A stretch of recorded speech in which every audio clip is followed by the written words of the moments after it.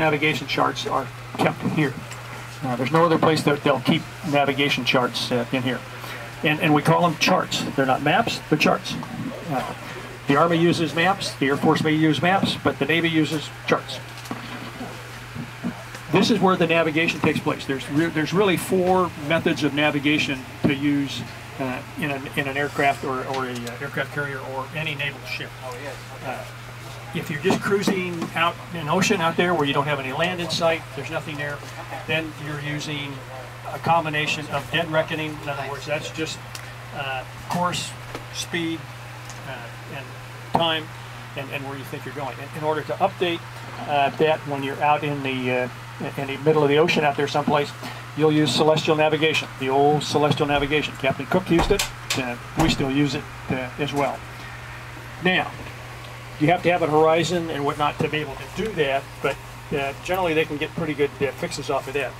Now, we all know that everybody uses GPS. You probably got one in your car, you got one in your pocket, wherever. There's a GPS here also, so they'll use that to update. But that's not your primary method of navigation because that can be denied.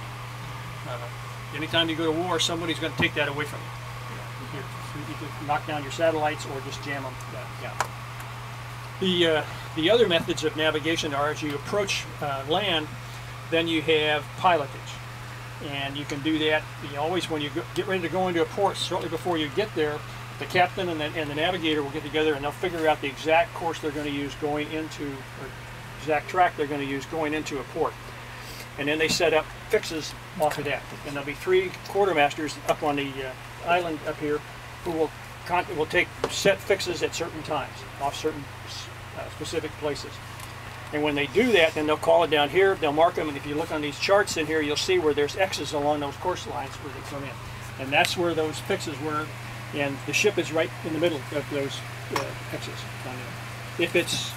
If it's weather and you can't see the shoreline, or it's nighttime and they can't see it, then they'll use radar. Visually, you get a better fix with ASMA. You get a better fix that way. With radar, you get a better fix with range on it. So you do the same thing with that. You just take a swinging arc off of 3 different fixes, and where those intersections come together, that's where you are. The other thing that helps out here is right here behind this thing. This bulkhead right there is the fathometer. That's a thing down on the bottom of the ship down here that pings downward. Anybody's got that on their fishing boat, anything like that, you've all got fish finders and that kind of thing down there. Well, this isn't necessarily a fish finder, but it tells you what depth is underneath the hull. It goes down to 6,000 fathoms. That might be nice, but who cares? What the captain really cares about is how much, when he's going into port or any place else, how much he's got underneath his keel down there. One thing that the captain does not want to do is get his bottom muddy. That's a no-no. So they watch that pretty carefully in here. Other than that, that's about the main functions, the things that take place in this room in here. It's a very important room, as you can well imagine, for navigation. Any more questions? What's the draft when it's fully loaded? When it was taken out, it was about 35 feet. Right now we're sitting less than that, of course. Right. Offloaded fuel. And yeah, we're a lot lower. We're a lot lighter. That would be with a full load of fuel. We carried 2.2 million gallons of diesel fuel. I say diesel, it's not really diesel, but it's right. Fuel for the boilers, whatnot, and about 1.8 million for jet fuel.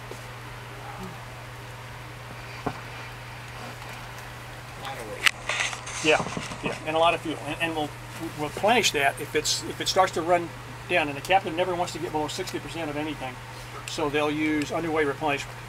And we'll talk a little bit about that when we get over to the navigator, to the bridge up here. Okay, so.